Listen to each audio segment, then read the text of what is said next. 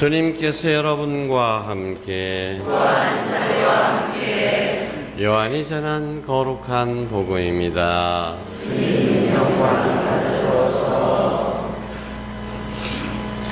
축제 때 예배를 드리러 올라온 이들 가운데 그리스 사람도 몇 명 있었다.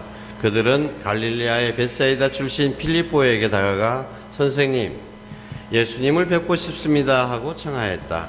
필립보가 안드레아에게 가서 말하고 안드레아와 필립보가 예수님께 가서 말씀드리자 예수님께서 그들에게 대답하셨다.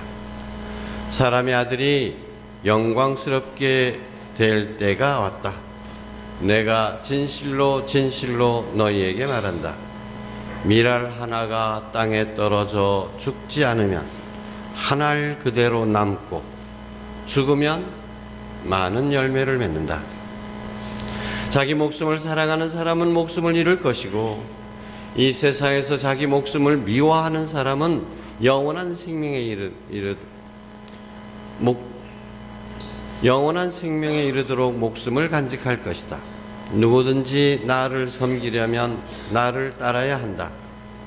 내가 있는 곳에 나를 섬기는 사람도 함께 있을 것이다. 누구든지 나를 섬기면 아버지께서 그를 존중해 주실 것이다. 이제 제 마음이 산란합니다. 무슨 말씀을 드려야 합니까? 아버지, 이 때를 벗어나게 해 주십시오 하고 말할까요? 그러나 저는 바로 이 때를 위하여 온 것입니다. 아버지, 아버지의 이름을 영광스럽게 하십시오. 그러자 하늘에서 나는 이미 그것을 영광스럽게 하였고 또다시 영광스럽게 하겠다는 소리가 들려왔다. 그곳에 서 있다가 이 소리를 들은 군중은 천둥이 울렸다고 하였다. 그러나 천사가 저분에게 말하였다 하는 이들도 있었다. 예수님께서 이르셨다. 그 소리는 내가 아니라 너희를 위하여 내린 것이다. 이제 이 세상은 심판을 받는다. 이제 이 세상의 우두머리가 밖으로 쫓겨날 것이다. 나는 땅에서 들어 올려지면 모든 사람을 나에게 이끌어 드릴 것이다. 예수님께서는 이 말씀으로 당신께서 어떻게 죽임을 당하실 것인지 가리키신 것이다.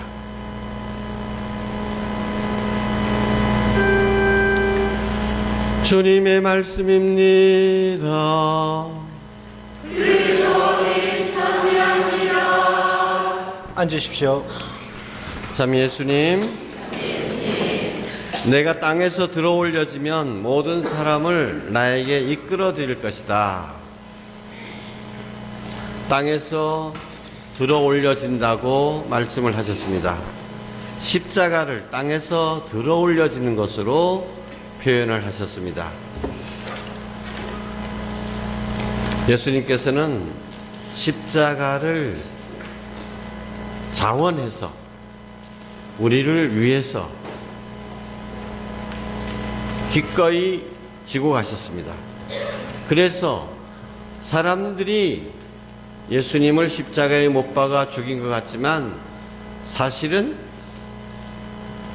하느님 아버지께서 예수님을 우리에게 내어주신 것이고 예수님께서 하느님 아버지의 뜻에 따라서 십자가에 달리신 것이고 그래서 구리뱀을 본 이스라엘 백성들이 살아났던 것처럼 십자가에 높이 들어 올려지신 예수님을 바라보고 믿고 따르는 사람은 영원한 생명을 얻게 될 것입니다. 예수님께서 십자가에서 하나의 밀알이 되심으로써 인류 구원이라고 하는 열매를 거두시게 된 것입니다.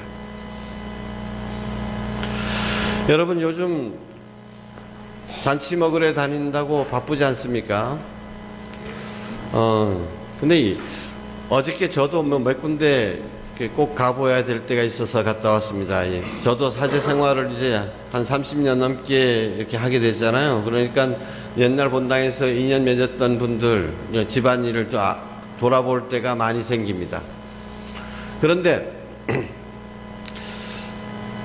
결혼식 갔다 오면서 하참 옛날에는 안 이랬는데 라는 생각이 드는 거예요. 옛날에는 사순절 동안에는 이런 사순절이 무슨 결혼이냐 잔치냐 아예 생각을 안 했었습니다. 근데 요즘은 그런 의식이 많이 사라져 버렸어요. 전례에 따라서 우리가 살아야 되는데 뭐 사순절이든 뭐든 그냥 뭐 편리한 때 그냥 이렇게 하는 것 같아요. 그러고 보니까 옛날하고 지금하고 저도 옛날 얘기하는 거 보니까 많이 늙은 모양입니다. 많이 달라진 것 같아요.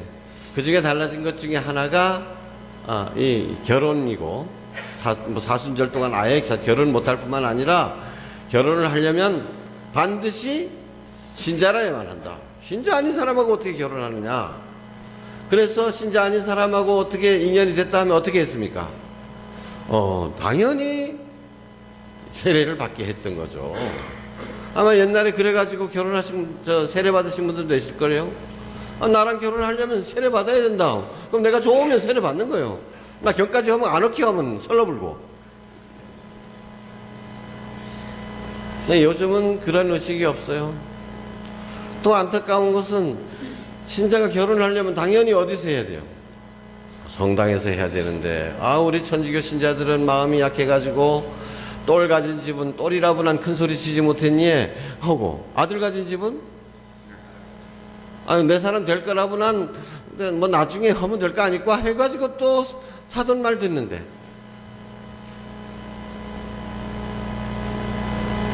또 달라진 풍습이 있습니다. 주일 지키는 풍습. 이제 요즘은 안 믿는 사람도 신앙의 이유 때문이 아니라 인간의 그 자기 충전을 위해서라도 주일날은 일을 안 합니다. 그런데 우리 천주교 신자들 옛날에는 어떻게 했어요? 정말 당장 월요일날 비가 올 거다. 그래서 지금 보리 안 베면 비 맞아 불면 보리 베기도 힘들고 막 새싹이 터불고 하니까 큰일 나잖아요. 그럼 그때 어떻게 하느냐? 신부님 밭에 가야 되구다. 관면이라고 해서 그것도 관면이요. 신부님한테 허락을 받아야만 주일날 일할 수 있었습니다. 그래서 주일날 일하면 안 된다는 건 기본 중에 기본입니다. 근데 요즘은 우리 신자들은 뭐 주일날 일하는 것도 뭐 아무렇지도 않게 생각을 합니다. 신앙이 얕아진 거죠.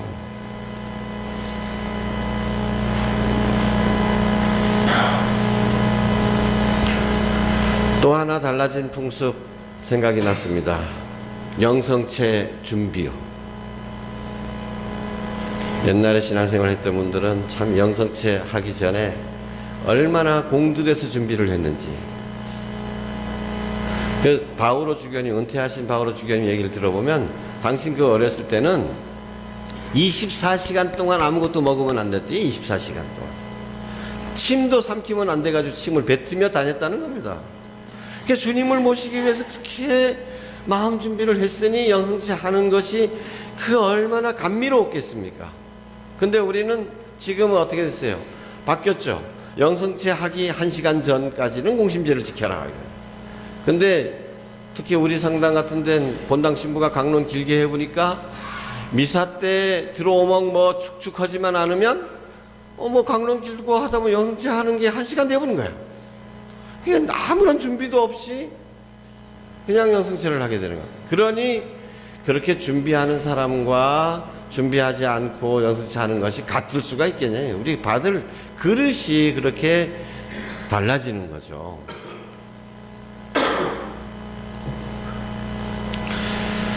참 그 중에 제일 안타까운 것이 저는 이 결혼입니다. 혼배.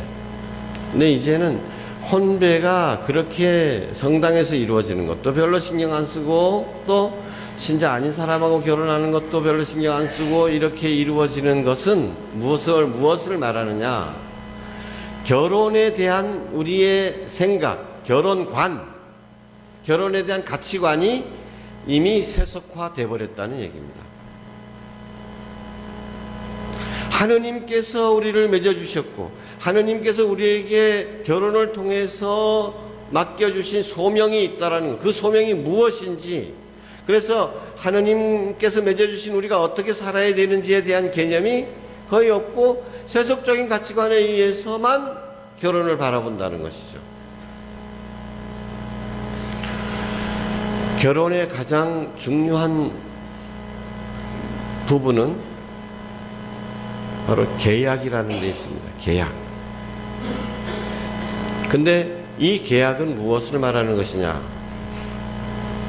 이 계약에 대해서 우리 교회 안에서는 굉장히 엄청난 의미를 지닌 것인데, 신자들도 세속화의 영향을 받아가지고 세속에서 말하는 계약인 줄 알아버립니다. 계약. 네, 여러분 보십시오. 성경을 예수님 이전과 이후로 나누지 않습니까? 그럼 예수님 이전의 거는 뭐라고 부릅니까? 무슨 성서라고 불러요? 제주도 사람들이 이렇게 대답을 안 한다니까. 몰랑 대답 안 하면 괜찮아. 뭐라 그래요? 구약성서. 예수님 이후의 거는 신약성서.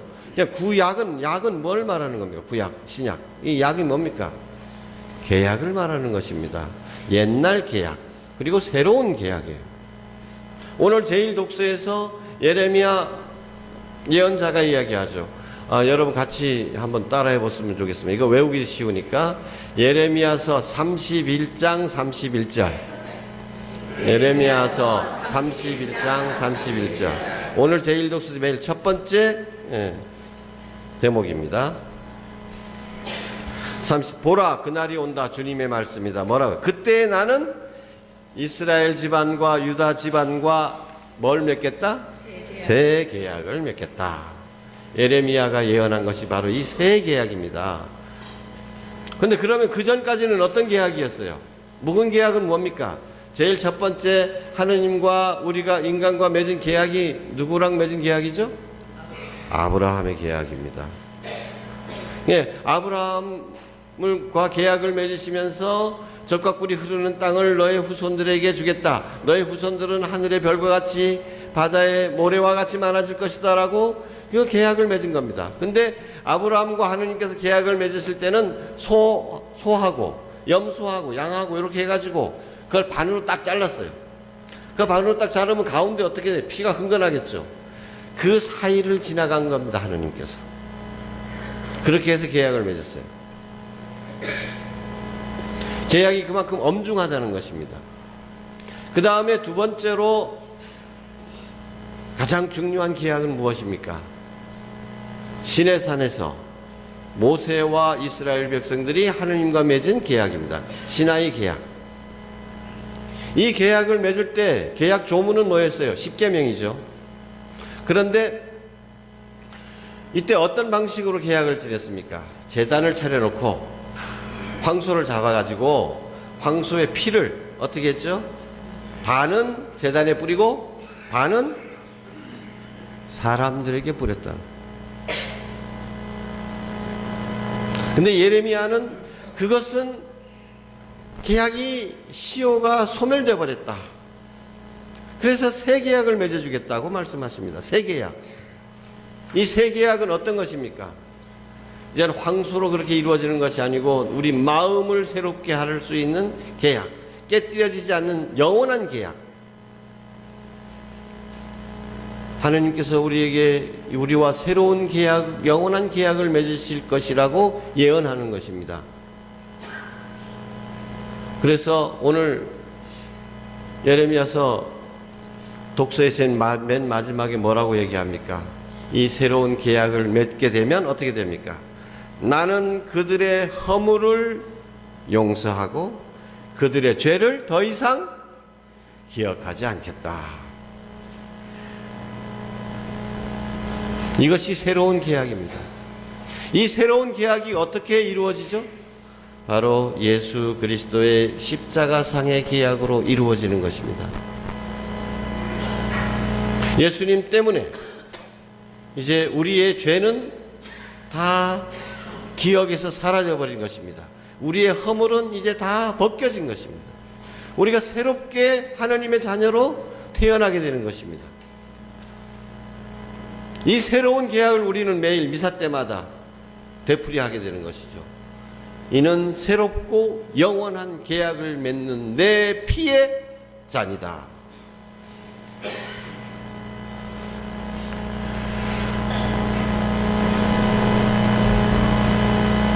혼인에서 남녀가 서로 계약을 맺습니다. 네, 혼인하러 오는 청춘 선남 선녀에게 저는 꼭 물어보는 것이 있습니다. 물어봐야 되는 것이 있습니다. 서류를 해야 되잖아요. 그래서 약속을 이렇게 질문을 하고 대답을 적고 거기다가 서로가 다 사인을 합니다. 본당신부도 사인을 하고 그 물어봐야 되는 질문 가운데에서 마지막 부분에 이것이 들어가 있습니다. 혹시 이 결혼을 무슨 조건으로 하는 것입니까? 이 결혼에는 아무런 조건도 없습니까? 라고 물어보게 돼 있어요. 그러면 그냥 슬픈 사람들은 없습니다. 행위 대답해 불고 조금 좀 내가 빤히 쳐다보면 사랑한다는 서로 사랑한다는 뭐 것만 있으면 되지 않겠습니까? 뭐 이렇게 얘기해. 우리가 결혼할 때 어떤 조건도 없다는 것, 그것이 어떤 의미인지를 생각해 보셨습니까? 젊은 애들 그런 거 생각 없어. 서로 사랑하면 되지 않겠습니까? 그럼 내가 그렇게 딱 묻습니다. 그러면 좋다. 만약에 어떤 조건도 없다고? 그러면 남편이 돈 안 벌어도 좋으냐? 돈 벌어온다는 조건도 없냐? 그것도 괜찮습니다. 남자한테 물어보죠. 그러면 만약에 배우자가 몹쓸 병에 걸려가지고 결혼한 지 석 달 만에 반신불수 돼가지고 네가 똥오 좀 다 갈아 넣어야 돼, 해줘야 되는데 네가 그래도 괜찮냐? 그건 끝까지 해야죠. 이거 멋진 사람이죠. 예. 그런 거 건강하다는 조건 없대. 좋다. 그러면 신부 될 사람한테 물어봅니다. 근데 말이야, 만약에 신랑이 너 지금 너 좋대 너는지 너보다 더 좋은 사람 생겼대. 그러면 너 어떡할래? 여러분 어떻게 하시겠어요? 경험은 안 대주게. 그게 뭐예요, 그거는? 다른 말로 얘기하면 당신이 나만을 사랑한다는 조건이잖아요. 조건이 있으면 안 되는 것이 그리스도교의 결혼입니다. 그런 조건도 없다는 거예요. 아무런 조건도 없다는 거예요. 그럼 어떡하자는 얘기냐? 남자한테 묻습니다. 그러면 이 여자가 너보다 더 남자가 좋다고, 너 싫어졌다고, 다른 남자가 더 좋다고 할 때 그러면 어떻게 하겠느냐? 난감해합니다. 경혜도 고치 살아야 돼. 나 싫다는디.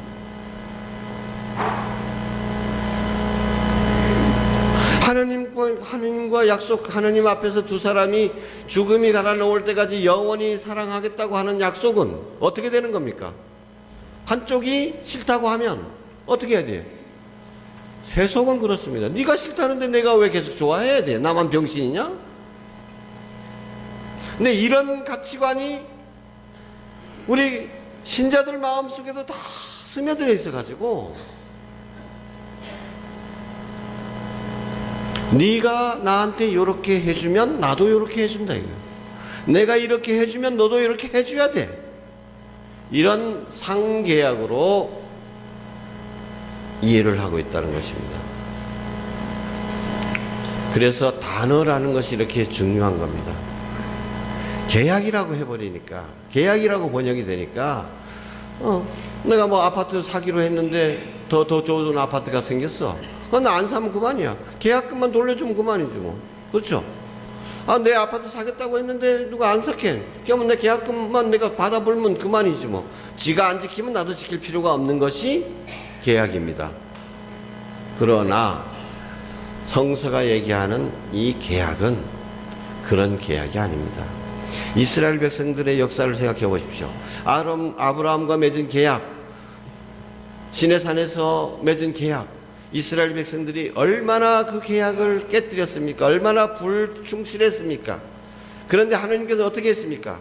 그것이 만약에 우리가 생각하는 상거래상의 그런 계약이라면 하나님께서는 이런 백성들을 이건 뭐 계약도 안 지키는 이런 신이 없는 백성들을 때려치우고 더 당신 계약에 충실할 다른 백성을 선택했어야 되죠. 그러나 하나님께서 어떻게 하셨습니까? 끝까지 참아주시고 다시 용서해주시고 다시 받아주시고 예언자들을 통해서 다시 자기에게 돌아오라 내 품으로 돌아오라 그렇게 하소연하시고 마지막에는 당신의 아드님을 내어주시면서 새롭고 영원한 계약을, 다시는 깨뜨려지지 않을 계약을 맺어주시는 것입니다. 그래서 이걸 계약이라고 하기에는 너무도 내용이 다르다. 그래서 어떤 신학자들은 이걸 계약이라고 번역하면 안 된다. 그 대신 은약, 은혜로운 약속이라고 봐야지. 그래서 은약이라고 번역하자라고 하는 사람들도 있습니다. 사실 저는 내용상으로 볼 때는 계약이라고 번역해서는 안 되고 은약이라고 번역해야 옳지 않는가, 이런 생각을 합니다. 그러면 결혼 때 하는 약속은 어떤 것입니까?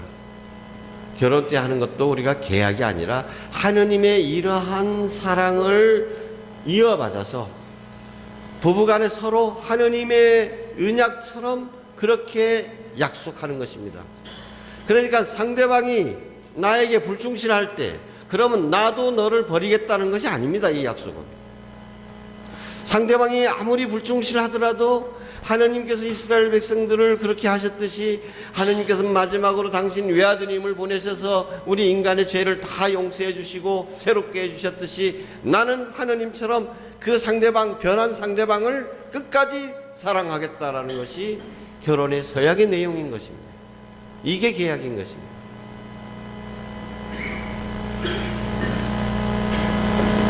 정말 무서운 이야기입니다. 상대방이 나를 배신할지라도 나는 끝까지 그 사람을 사랑하겠다. 이게 가능한 일입니까, 세상에서? 예를 들어서 상대방이 바람 피우는데 내가 미쳤다고 네 뒤를 따라다니냐? 나는 뭐 자존심도 없는 줄 아냐? 네가 피우면 나도 피운다. 나는 뭐 못할 줄 알아? 이게 세상이잖아요. 네가 나한테 이러는데 나는 뭐 하라고 나한테. 너는 너대로 살고 나는 나대로 살자. 이게 세상의 이야기입니다. 그러나 하느님 앞에서 맺어지는 이 사랑의 서약은 하느님의 사랑을 본받았다고 하는 것입니다. 그래서 아무런 조건도 없다는 것입니다. 네가 변치 않는 사랑을 지닌다고 하는 그런 조건도 없는 것입니다. 나만을 사랑하고 딴 사람 사랑하면 안 된다라는 이런 조건도 없는 것입니다. 왜? 그것이 어떻게 가능한가? 하느님 때문에 가능한 것입니다. 하느님께서 이렇게 우리를 영원한 계약으로 맺어주셨으니 이제 우리는 이 하느님의 무한한 사랑의 증거자가 되어야 되는 것입니다. 특히 부부 생활을 통해 가지고 그런 사랑을 사람들에게 보여줘야 돼요. 여기 우리 뭉치 안젤라, 서방이 사업 망해가지고 그렇게 힘든데도 나 같으면 도망가 볼 건디, 능력 있는 남자 찾아갈 건디, 그래도 자기 돈 다 털어가지고 다 빚 갚아주고, 그러면서 그 형애도 고마운 줄도 몰라도 끝까지 사랑하는 것이, 이게 남들 보면 저추록 해야 사랑이로구나. 하느님도 맞아, 저추록 사랑했구나. 나를 그렇게 사랑해 주셨지. 이렇게 증거가 되는 거예요. 그래서 우리는 부부 사이에서도 특히 더 그렇지만 우리의 모든 인간관계를 통해 가지고 이런 하느님의 사랑을 증거해야 된다는 것이죠. 이것이 우리의 사명이라는 것입니다. 근데 사랑을 증거한다는 것, 하느님의 이러한 놀라우신 무한한 용서와 자비의 사랑을 증거한다는 것은 어떤 것이겠습니까? 오늘 주님께서 복음에서 말씀하시는 바로 미랄이 되어 죽는 것입니다. 자기가 죽지 않으면 사랑이 아닙니다. 결혼하고자 찾아오는 사람들한테 왜 결혼하느냐고, 이 사람이 왜 좋으냐고 제가 물어봅니다. 왜 결혼해? 우리가. 그러면 대뜸 하는 얘기가 그렇죠. 좋아서 그러면, 저 사람이 좋아서 그렇습니다. 그게 뭐가 좋아? 이것도 좋고 저것도 좋고. 좋대요.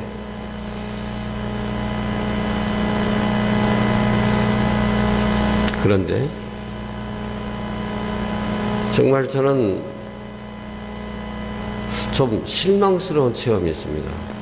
제가 보기 아주 젊은이로서는 너무도 인품도 훌륭하고 정말 곱게 크고 그랬는데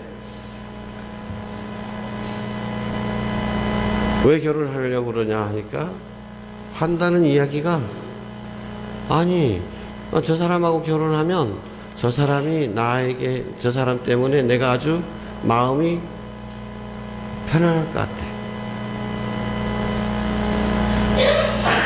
여러분 결혼할 때 다 어떤 기대가 있었을 겁니다. 좋은 기대 있죠. 아, 내가 행복하게 되겠구나. 그러나 여러분, 그런 기대는 자연스러운 것이죠. 그러나 그런 기대만으로 결혼을 한다면 그 결혼은 뻔합니다.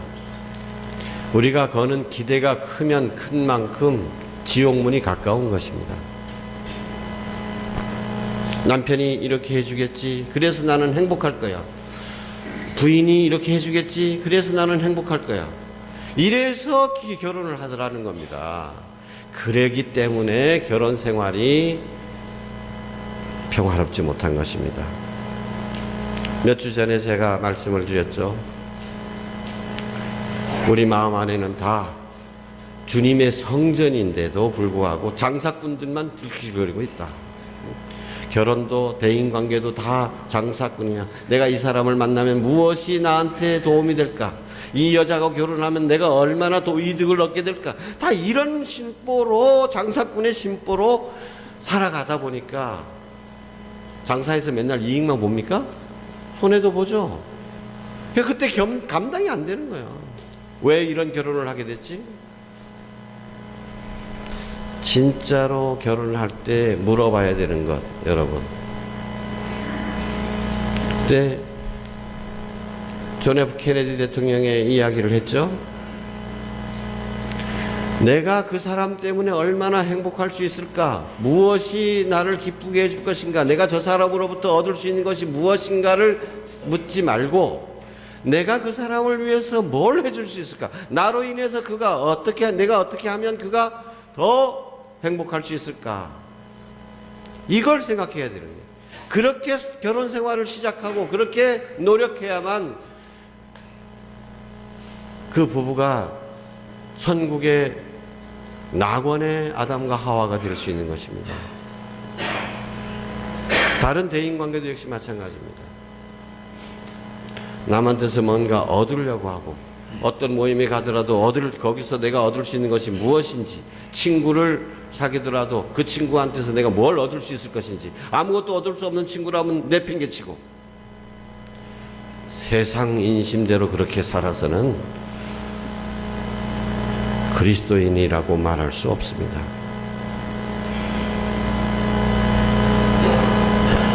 미랄이 되어서 죽어라. 그래서 내가 어느 모임에 가든지 어떤 시간을 갖든지 누구를 만나든지 그때 내가 죽을 수 있는 장소가 돼야 돼. 내가 어떻게 죽을 것인가.